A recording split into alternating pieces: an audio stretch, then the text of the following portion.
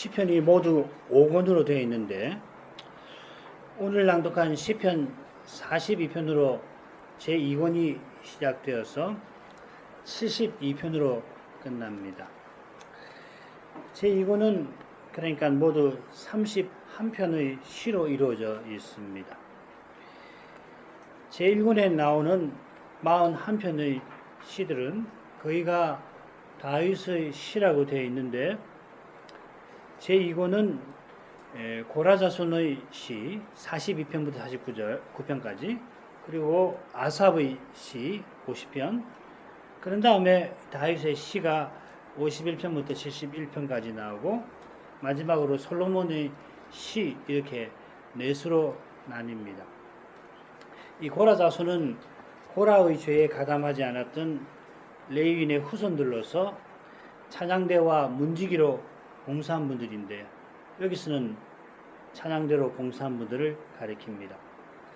아삽은 다윗이 언약궤 앞에서 섬기게 한 그러니까 언약궤를 예루살렘으로 모셔와서는 그 앞에서 찬송의 제사를 드리게 한 인물입니다. 상분제같이 아침 저녁으로 역대기상 16장 37절에 그 일더러라고 하는 말이 그 말입니다.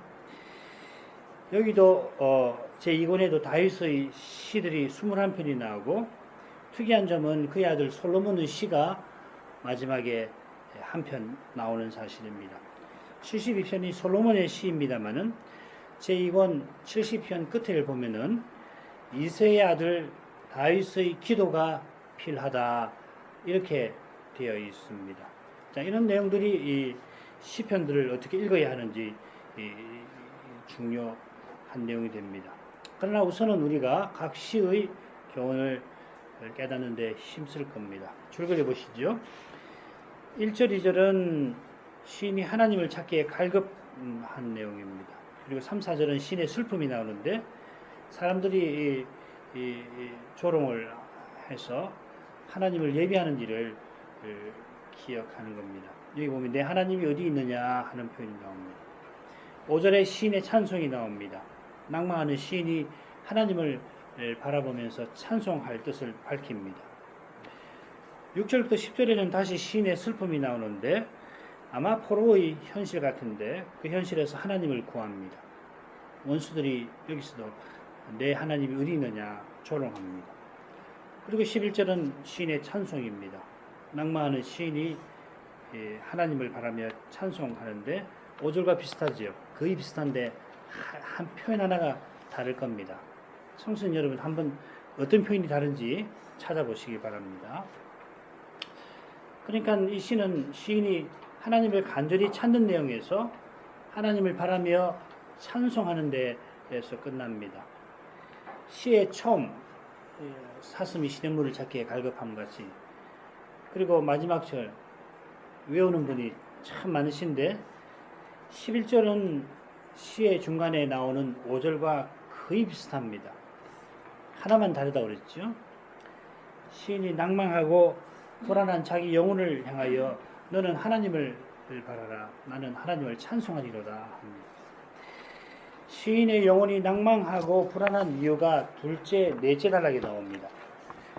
두 단락 똑같이 사람들이 내 하나님이 어디 있느냐 조롱하는 표현이 나오는데 이 표현이 넷째 단락에서는 10절에 나오고요. 마지막에 둘째 단락은 단락의 처음 3절에 나옵니다. 사람들의 조롱에 시인은 우리말 번역에 따르면 전에 성도들을 이끌어 예배에 나갔던 일을 기억하고 마음이 상합니다. 그처럼 넷째 단락 보시면은 시인이 요단 땅, 헤르몬 그리고 미살산에서 그러니까 성전에서 멀리 떨어져 있는 땅에서 낭망하는데 낭망 중에 시인이 주님을 기억합니다. 4절에 나오죠. 그처럼 원수들이 압제하는 가운데에서 하나님을 찬송합니다. 4절에는 6절입니다. 시인이 절망 중에 찬송하는 것은 그 얼굴의 도우심, 그분의 얼굴의 도우심, 그리고 내 얼굴의 도우심에 있습니다. 그 도우심에 시인은 주를 갈망하며 소망을 잃지 아니합니다. 시인의 마음은 다시 성전에 나아갈 때까지, 죽어 주님 앞에 설 때까지 이 시를 부르고 또 불렀을 것입니다. 우리도 장차 주님을 배울 때까지 이 시편을 찬송하며 죄와 죽음의 얼굴을 계속 대면할 것입니다. 1, 2절 읽겠습니다. 하나님이여 사슴이 시냇물을 찾기에 갈급한 같이 내 영혼이 주를 찾기에 갈급하니이다. 내 영혼이 하나님 곧 생존하시는 하나님을 갈망하나니 내가 어느 때에 나아가서 하나님 앞에 배울고. 짧은 2절에 하나님이 4번 나옵니다. 1절 처음에 나오는 하나님이여 원래는 본문에는 1절 끝에 나옵니다. 1, 2절에 똑같이 내 영혼이 하나님을 찾는다, 갈망한다 하는 내용이 나오는데 그 내용이 이 단락 중간에 나오죠. 내 영혼이 주를 찾기에 갈급합니다. 내 영혼이 하나님을 갈망합니다. 마찬가지로 이 단락은 하나님을 배움는 주제로 끝납니다. 하나님을 갈망함, 하나님을 뱀, 이것이 전체 시 마지막에도 나오고 한가운데도 나올 겁니다. 시인은 시를 시작하자마자 사슴이 기갈에 마실 물 찾는 것을 언급합니다. 이 시가 하나님을 향한 기도인데, 찬송이고 기도인데 하나님의 이름을 먼저 부르지 아니하고 대뜸 자기의 절망적인 형편부터 아뢰입니다. 지금 시인의 심정이 어떤지 우리가 짐작됩니다. 이런 심정을 공감하십니까? 아니면 어떻게 거룩하신 하나님께 기도하면서 거룩하신 하나님하고 먼저 그분의 이름을 부르지 않을 수가 있나, 이런 생각이 혹 드시지 않습니까? 내 형편보다 하나님의 이름을 앞세우는 마음이 틀림없이 아름답지만은 아름다운 마음은 정해진 형식을 넘었습니다.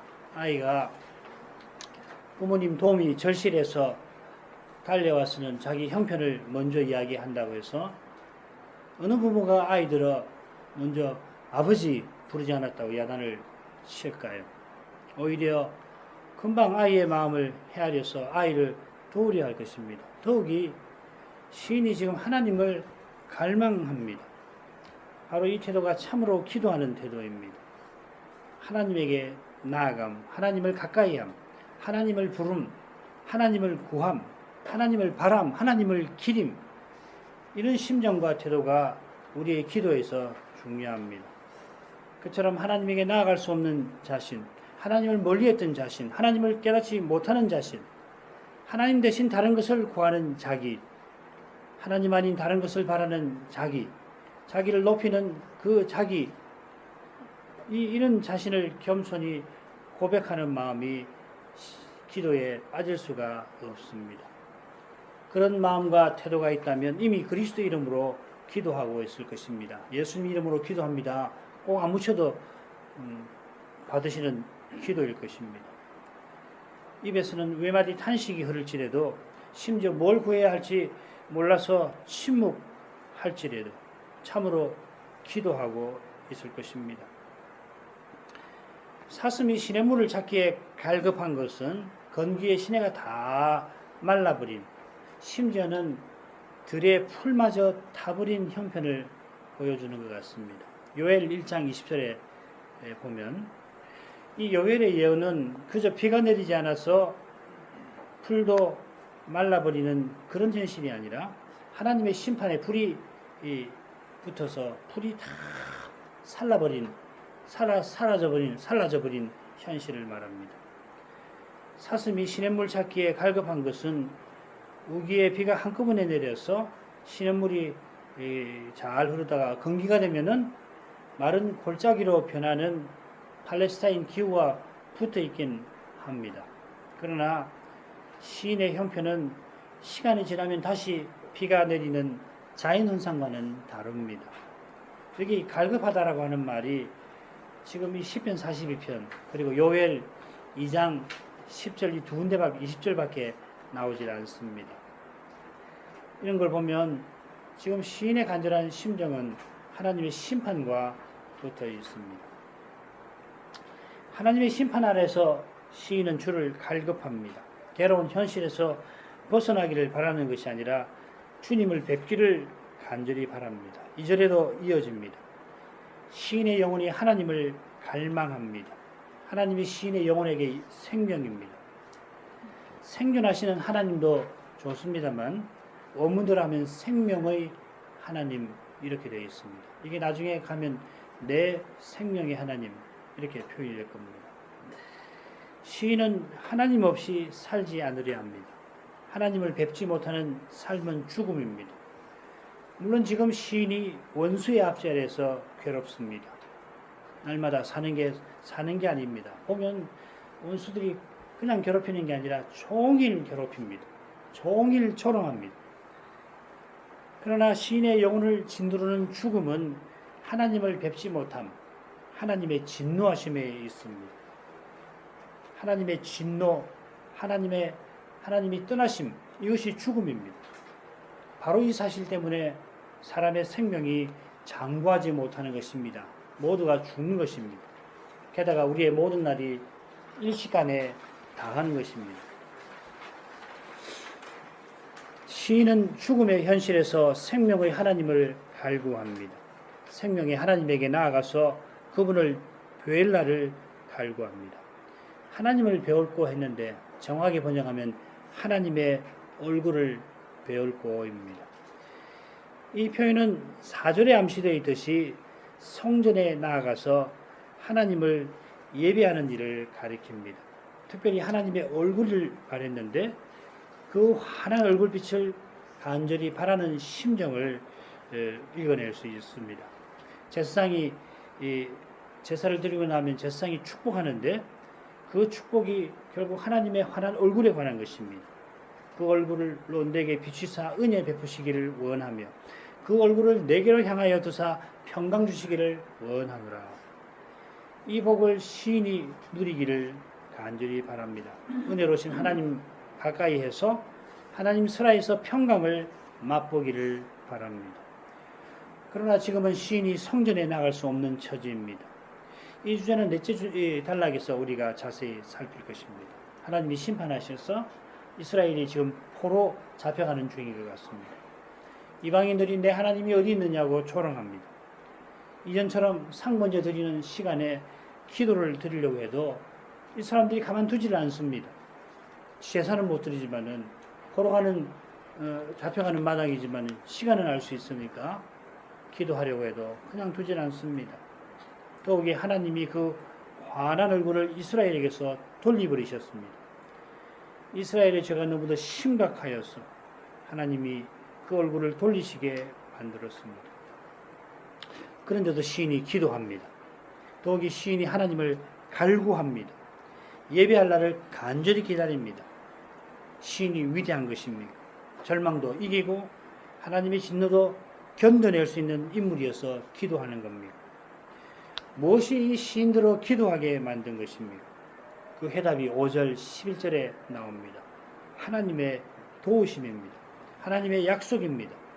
심판하는 그 자리에서도 구원을 약속하시는 그분의 사랑입니다. 그분의 사랑이 하나님을 멀리 떠난 우리를 가까이 이끄십니다. 그 사랑이 우리 마음을 감싸는 까닭에 우리가 무한히 부끄러운 것을 계속 떨칠 수가 있습니다.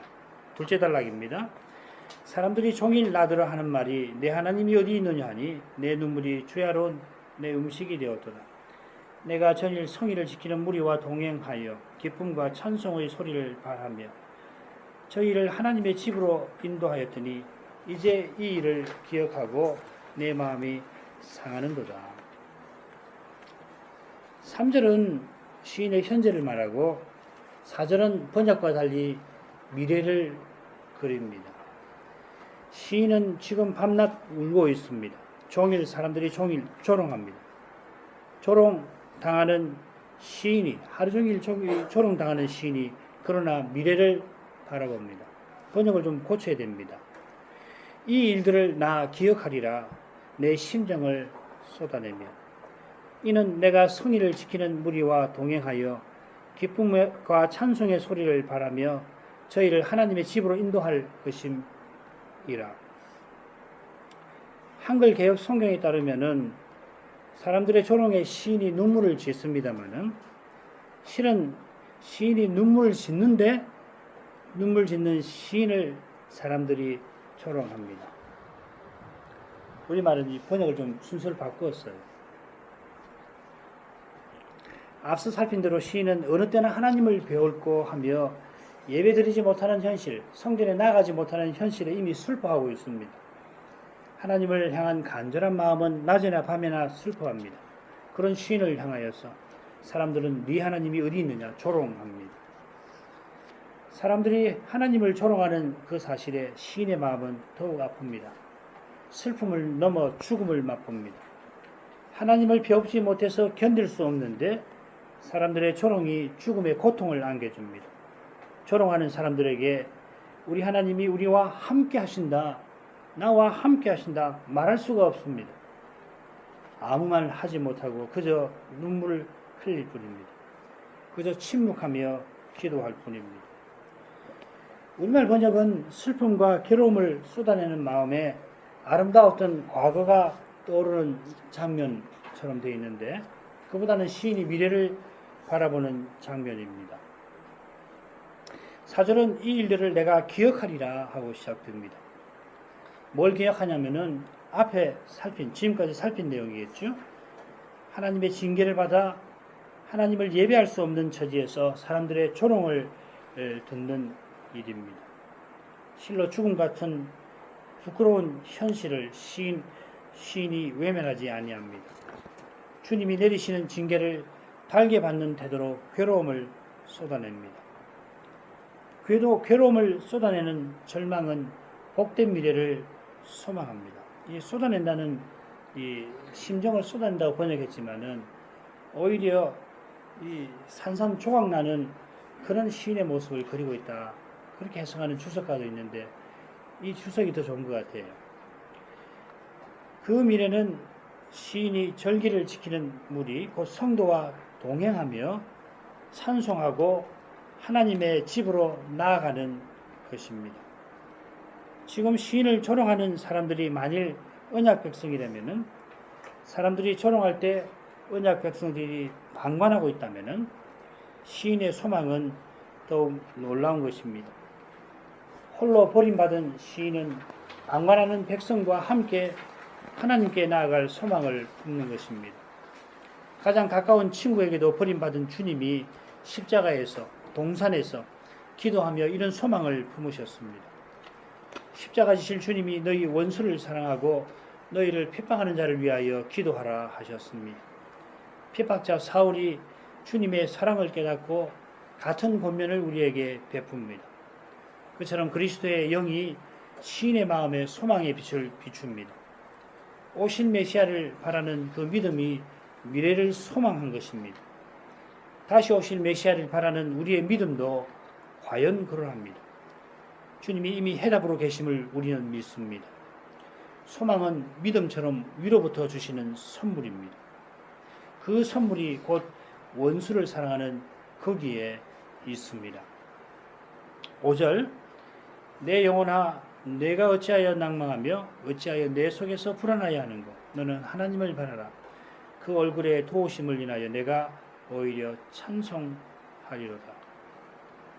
소망하는 영혼이 낭망하고 불안합니다. 믿음과 소망이 장차 천국에 들어간 후에도 항상 있을 것처럼 완전한 구원에 이르기까지 소망은 낭망하고 믿음은 요동합니다. 우리가 장차도 믿음, 소망, 사랑은 항상 있을 거라고 그랬지. 지금 소망하고 믿는 그 실체가 장차 주어질 거예요. 소망하는 나라에 들어갑니다. 그때도 소망할 것입니다. 그때도 주를 믿을 것입니다. 뭘 말하는 겁니까? 사람은 장차도 홀로 있지 못합니다. 하나님 의지해서 사는 거예요. 그렇다면 그 완전한 구원에 이르기까지 우리의 소망은 자연히 낭망하는 겁니다. 안 할 수가 없어요. 우리의 믿음이 확신으로 나아가지만은 확신의 믿음도 요동하는 거예요. 시인의 믿음이 그런 거예요. 굳은 확신은 하늘의 선물이지 지상의 성취가 아닙니다.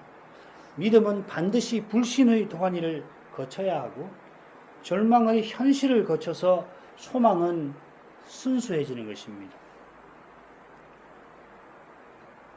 의심 없는 신앙은 이상하든지 아니면 신념일 겁니다. 시인이 자기 영혼을 책망합니다. 소망하는 시인이 낭망하는 자기를, 확신하는 시인이 불안한 자기를 향하여 어찌하여 합니다. 누가 진짜 시인입니까? 이게 어리석은 질문임을 금방 아셨겠죠. 낭만과 불안은 우리에게 속하고 오직 주님에게서 확신과 소망이 나옵니다. 그런 까닭에 어찌하여, 이것은 시인의 자책이 아닙니다. 야곱의 경우처럼 말씀하시는 하나님이 연약한 인생과 씨름하시는 것입니다. 소망이신 주님이 절망인 인생과 씨름하십니다. 인생이 주님을 의지하게 바라게 만드시는 것입니다. 너는 하나님을 바라라. 소망을 오직 하나님께 두어라. 조금이라도 자신과 현실에 두면 소망의 빛이 절망의 어둠에 가려져 버립니다. 하나님의 얼굴을 벗어나면 절망의 그늘이 우리의 마음을, 현실을 덮칩니다. 절망의 현실에서도 하나님께로 향하면은 소망의 빛은 사라지지 아니합니다. 아니, 더 순수해집니다. 밝아집니다. 하나님을 바랄 때 그 얼굴에 도우심을 넣습니다. 앞서 시인이 하나님의 얼굴 뵙기를 원했는데 여기서는 하나님의 얼굴에 도우심, 구원을 말합니다. 그분의 얼굴, 우리를 만나주시는 그분이 우리의 구원입니다. 우리가 하나님을 가까이 하려 하는 그 소원을 주님이 외면하실 리가 없습니다. 함께 하나님 앞에 나아가서 기쁨과 찬송의 소리를 발하려 하는 우리의 심정에 주님이 고개 돌리실 리가 없습니다. 우리가 틀림없이 하나님을 함께 찬송하게 될 것입니다. 하나님이 우리들을 찬송하게 하실 것입니다. 서로 사람의 영광을 구하는 마음을 회개하고 함께 하나님의 영광을 찬송하려는 교회와 신자를 향하여 그 얼굴에 구원이 되어 주실 것입니다. 이제 넷째 단락인데 좀 기니까 줄거리를 보죠. 우선 이 넷째 단락이 둘째 단락과 짝을 이룹니다. 둘째 단락이 두 절로 되어 있는데 둘째 단락의 특징적인 표현이 여기 다 나옵니다. 시인이 이 일들을 기억하리라 했잖아요. 바로 그 표현이 넷째 단락 처음 6절에 나옵니다. 내가 주를 기억하리이다. 똑같습니다. 기억하겠습니다. 똑같이 내가 기억하리이다 합니다. 그처럼 넷째 단락 마지막에 내 하나님이 어디 있느냐 하는 조롱은 둘째 단락 처음에 나왔죠. 3절에. 요컨대 넷째 단락과 둘째 단락은 같은 주제를 다룹니다. 시인이 처한 절망적인 현실입니다. 주의 파도와 물결이 나를 엄몰합니다. 원수의 압제, 이런 표현에서 시인이 단락의 처음에 내 영혼이 내 속에서 낭망된다, 낙심된다 한 고백을 이해할 수 있습니다. 그처럼 단락 마지막 보시면은 원수들의 비방이 날카로운 칼처럼 시인을 찌릅니다. 비방하면서 네 하나님이 어디 있느냐 조롱하는데 시인은 내가 주를 기억하리라 합니다. 절망의 현실인데 시인은 낮에 여호와의 인자함과 밤에 여호와를 향한 찬송을 고백합니다. 여호와께서 인자를 베푸시고 찬송을 시인에게 주시는 까닭에 시인은 주님을 향해서 기도합니다. 어찌하여 나를 잊으셨나이까? 기도하며 낭망한 심정을 토합니다. 낭망한 심정을 사람에게 토하지 않고 주님에게 합니다. 6절 내 하나님이여 내 영혼이 내 속에서 낭망이 되므로 내가 요단 땅과 헤르몬과 미살산에서 주를 기억하나이다. 시인이 하나님을 부릅니다. 물론 시인은 그저 하나님이여 하지 않고 내 하나님이여 합니다. 시인이 중보직을 맡은 분으로 하나님을 부른 것입니다. 하나님을 바라며 찬송할 일을 확신했는데 바로 앞에서 시인이 다시금 낭망을 말합니다. 위대한 시인이 이렇다면 평범한 우리는 말할 나위가 없습니다.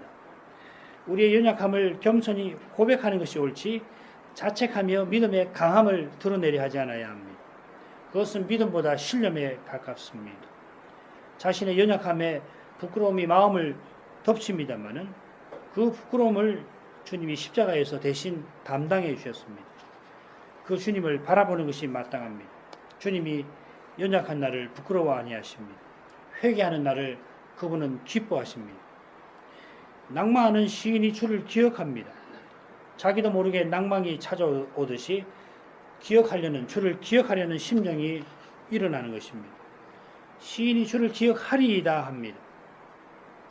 이 고백에 담긴 뜻은 요단 땅 헤르몬 미살산에서라는 표현과 붙어 있습니다. 미살산은 어딘지 잘 모릅니다. 요단과 헤르몬은 우리가 잘 아는 이름인데 헤르몬산이 있는 그 지역, 요단강이 발원하는 지역일 것입니다. 시편 29편에 이 헤르몬이 나오죠. 시련이라고 다른 이름으로는. 이스라엘이 포로 잡혀가는 광경과 붙어 있었습니다. 포로 잡혀서 언약의 땅을 벗어나 레바논과 헤르몬 지역으로 가는데 지축을 울리는 천둥이 치는 광경을 우리가 그때 배웠습니다. 이 지명이 정확히 어딘지 모릅니다만은 분명한 것은 하나님의 얼굴을 뵙지 못하는 성전에 나아갈 수 없는 형편입니다. 하나님의 심판을 받아 하나님을 가까이 하지 못하는 형편인데 그 형편을 구약에서 가장 잘 보여주는 것이 포로 신세입니다. 포로 신세는 이스라엘에게 죽음입니다. 이런 처지에서 시인이 주를 기억하리이다 합니다. 사람들이 조롱하는 것에 반발하는 태도가 아닙니다. 그 반발할 수도 없습니다. 처음에는 반발도 하지요. 내가 이런 대접을 받아야 되겠나. 그런데 포로 잡혀서 뭐 죽게 생겼는데 그런 거 나오지도 않습니다. 마른 뼈에 생기가 들어가듯이 낭망하는 마음에 소망이 비치는 것입니다. 7절 주의 폭포 소리에 깊은 바다가 서로 부르며 주의 파도와 물결이 나를 엄몰하도소이다. 주의 파도가 물결이 나를 엄몰한다. 지금 시인이 뭘 전하려고 하는지 짐작할 수 있습니다. 정확한 내용을 알려면은 주의 폭포 소리라든지 깊은 바다, 주의 파도, 물결 이게 무엇을 가리키는지 먼저 살펴야 합니다. 이 깊은 바다라고 하는데 여러분 성경 보면 바다는 작은 글씨로 되어 있을 겁니다. 이 깊음이라는 말, 테홈, 창세기 처음에 땅을 덮은 그 깊은 물을 뜻합니다. 깊은 바다가 깊은 바다에게 부른다 하는 것이 매우 상징적이죠.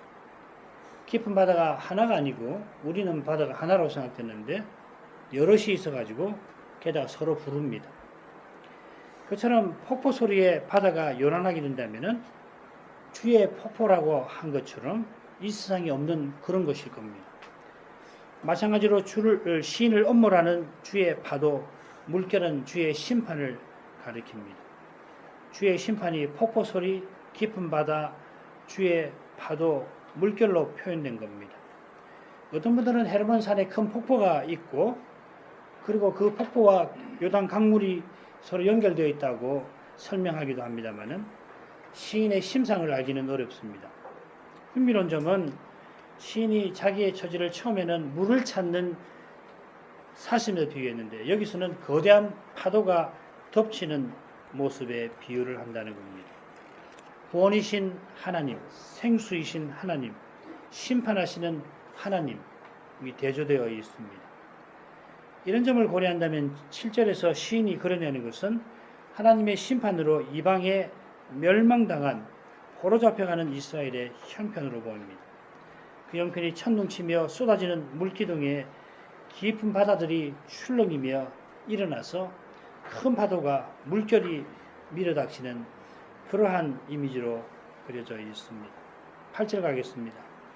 낮에는 여호와께서 그 인자하심을 베푸시고 밤에는 그 찬송이 내게 있어. 8절 3번절.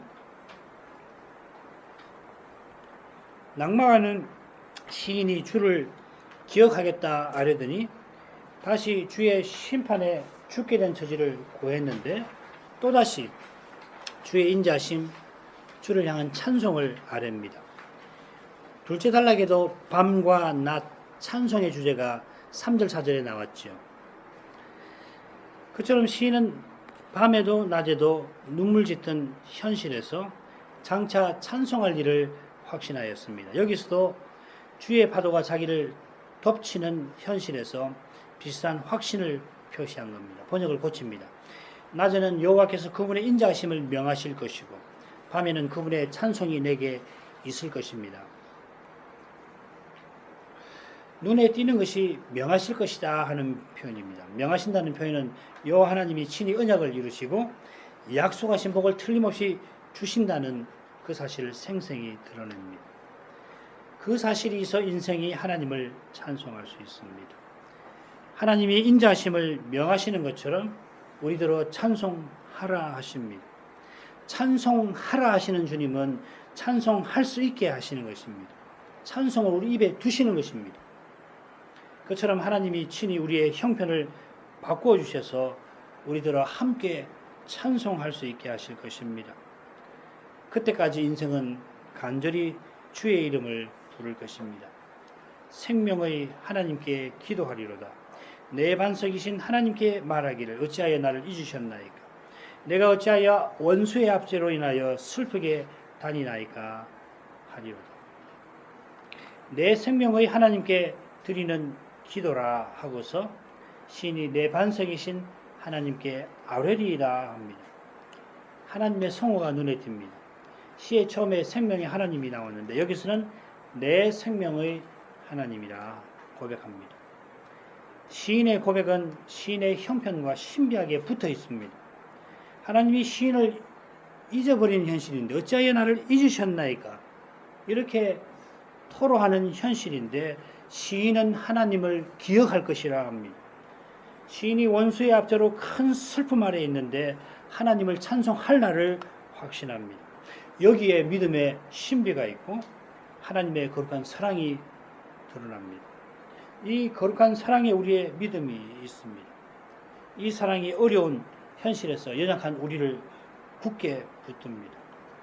연약한 인생은 하나님의 약속을 믿으면서도 눈앞에 어려운 현실에 탄식할 수밖에 없습니다. 그것이 심판으로 인한 것이면 더더구나 생명의 하나님을 부르면서 죽음을 두려워할 수밖에 없습니다.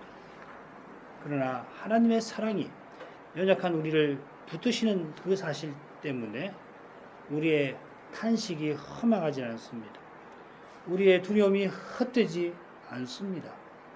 두려워하는 자신이 부끄럽잖아요. 믿는다고 그러고서 부끄럽잖아요. 뭐 저는 목사라 더 부끄러울 수 있는데 부끄럽거든요. 누구에도 말 못하거든요. 근데 헛되지 않습니다. 우리만이라면은 뭐 두려워서 좌절하고 말 뿐이지만은 두려워하게 하시는 겁니다. 헛되지 않습니다. 두려워하는 우리가 반석이신 하나님에게 나오게 하십니다. 탄식하는 우리가 하나님을 소망하게 하십니다. 그리고 찬송하게 하시는 것입니다. 10절 내 뼈를 찌르는 칼같이 내 대적이 나를 비방하여 늘 말하기를 내 하나님이 어디 있느냐 하도다. 이 부분에 넷째 단락과 둘째 단락에 함께 나오는 표현들이 또 나옵니다. 내 하나님이 어디 있느냐는 뭐 이미 말씀드렸고 그리고 늘입니다. 3절에서는 대적의 말이 그대로 나왔죠.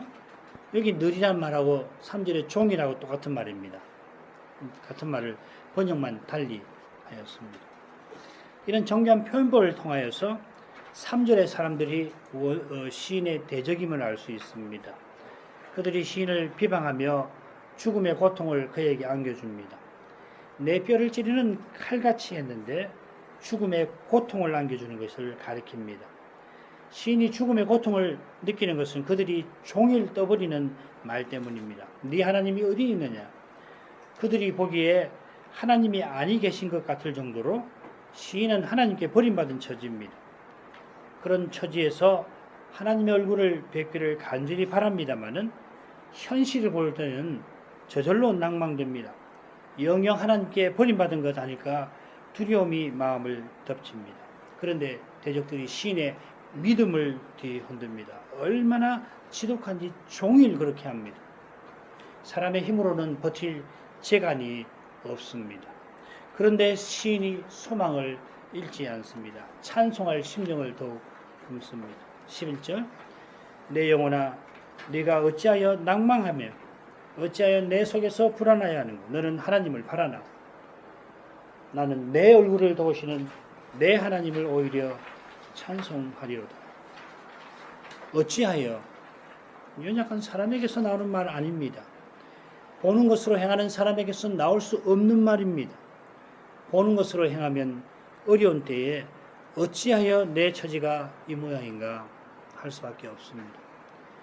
위로부터 주시는 믿음은 어려운 때에 하나님을 바라봅니다. 찬송하려는 마음에서 주님의 구원을 구합니다. 이런 점에 비추어 하나님의 구원을 내 얼굴을 도우심이라 표현한 시인의 심령을 헤아릴 수 있겠습니다. 시인이 떨궈진 얼굴을 들고 주님을 배울 때 그 영광에 시인의 얼굴이 환해질 것입니다. 환해진 얼굴로 시인이 하나님을 찬송할 것입니다. 이 찬송이 지금 우리가 가장 바라는 것입니다. 우리가 바라는 이 일이 틀림없이 이루어질 것입니다. 하나님이 그 열심으로 친히 이루실 것입니다. 기도하겠습니다. 자비하신 아버지, 구약 시인의 고난에서 주님의 은혜와 사랑을 더욱 깨닫습니다. 위대한 시인의 위대한 고백이 오직 하나님의 위대한 사랑과 은혜를 보여줍니다. 시인이 실로 위대할지라도 죄와 사망의 현실에서 낭망하고 절망하지 않을 수 없었습니다마는 그런 시인에게 소망의 빛을 계속 비추어 주셨습니다. 그의 믿음을 붙들어 주셨습니다. 낙담하는 시인이 확신을 고백하였습니다. 절망 중에 시인이 장차 소망을 붙들었습니다. 시인의 고백처럼 저희가 주님을 함께 예배하며 찬송하기를 구합니다. 저희 소원을 이루어 주실 줄 믿습니다. 주님이 그 영광을 비추어 주셔서 저희 얼굴이 참된 기쁨으로 환해지게 해 주옵소서. 예수님 이름으로 기도합니다. 아멘.